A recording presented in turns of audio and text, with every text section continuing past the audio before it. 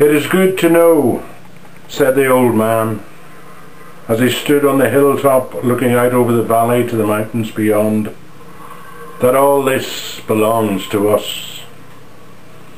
His younger companion had become used to statements like this.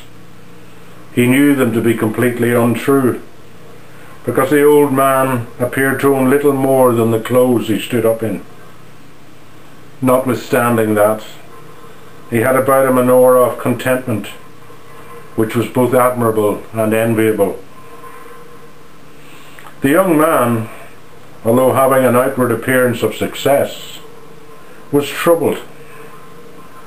He desperately wanted to achieve inner peace. Surely, he felt, associating himself with the old man would cause that aura to rub off.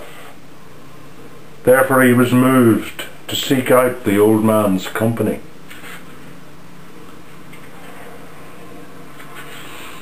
They walked this particular route often, from the old man's cottage tucked away at the end of the lane, up through the woods and out into the ridge. Sometimes they stopped there, on the bench looking back over the village to the city in the distance. On clear days they could see as far as the airport on the opposite hill, and although the sound rarely carried, there was something strangely relaxing about watching the planes come and go.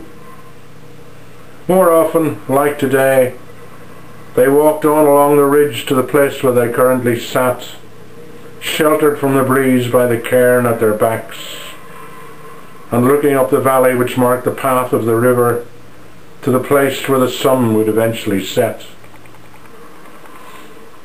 On these occasions the young man was content to let the old man talk. He did not really understand why that was so. In the rest of his life he was pushy, opinionated, forward, extrovert, never short of something to say. But in the old man's company he was prepared to listen, even if the stories were sometimes repetitive, and even if on occasion they appeared to be contradictory.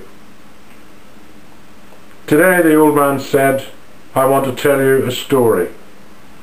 And because it is just that, a story, you will be able to listen differently." The young man was intrigued, excited even. This was a change from their normal conversations. He settled himself comfortably, took a few deep breaths, and felt himself begin to relax. He felt able to put aside those parts of his conscious mind which interpret and analyze and reject. He was comfortable. He felt in a safe place. He allowed his mind to float free. "Allow my voice to take you on a journey," said the old man.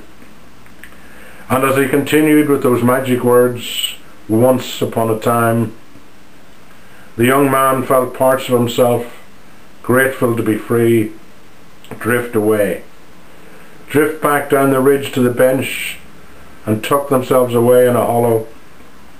He knew they would be safe there. He knew he could pick them up when he walked back down to the village.